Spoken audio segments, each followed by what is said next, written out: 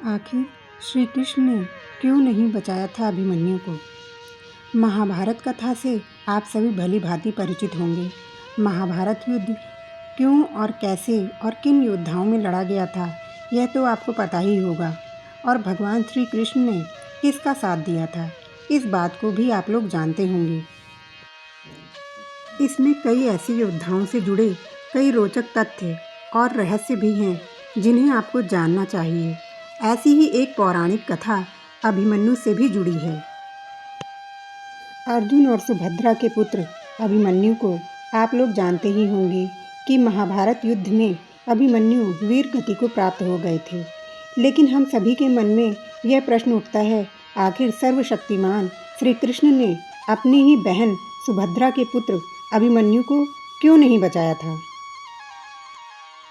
श्री कृष्ण अर्जुन और पांचों पांडवों के युद्ध के अंत तक उनके रक्षा कवच बने रहे थे, तो अभिमन्यु को क्यों मर जाने दिया? अगर चाहते तो लीलाधारी भगवान श्री कृष्ण अपना सुदर्शन चक्र भेज अभिमन्यु को चक्रव्यूह से बाहर ले आते और अभिमन्यु का वध नहीं हो पाता, परंतु श्री कृष्ण ने ऐसा नहीं किया। कहा जाता है, जब भी धरती पर धर्म और सत्य की हानि होने लगे तो भगवान को नियति के अनुसार धरती से अधर्मियों और अत्याचारियों का नाश करना होता है, और इस उद्देश्य हेतु भगवान स्वयं धरती पर जन्म लेते हैं और उनके इन उद्देश्यों में सहायता हेतु विभिन्न देवी देवताओं को भी अपने पुत्र को भेज या स्वयं जाकर धरती पर जन्म लेना होता है। ऐसा ही जब द्वापर युग में भगवान विष्णु ने श्री कृष्ण अवतार में जन्म लिया था, तब ब्रह्मा जी ने और सभी देवी देवताओं को भी श्री कृष्ण की सहायता हेतु धरती पर जन्म लेने का आदेश दिया था।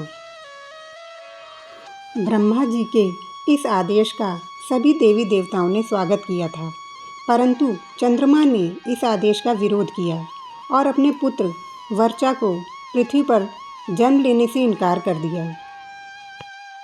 लेकिन जब सभी देवताओं ने मिलकर चंद्रमा को समझाया कि धर्म की रक्षा करना ही हम देवताओं का परम कर्तव्य और धर्म है, इसलिए हम सभी को ब्रह्मा जी के आदेश का पालन करना है, यह हमारा दायित्व और कर्तव्य भी है। सभी देवताओं के समझाने पर चंद्रमा मान तो गए, पर फिर भी उन्होंने एक शर्त भी रख दी कि यदि मेरा पुत्र धरती पर जन्म लेगा तो वह ज़्यादा दिनों तक धरती पर नहीं रुकेगा और महाभारत युद्ध में अपना कार्य समाप्त होते ही वह मेरे पास लौट आएगा।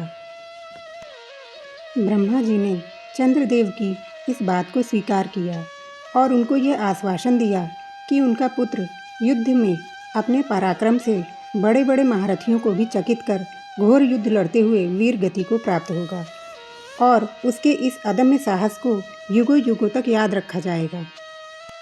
चंद्रमा पुत्र वर्चा ही अभिमन्यु थे, जिसने धरती पर ब्रह्मा जी के आदेश का पालन कर श्री कृष्ण की सहायता के लिए जन्म लिया था।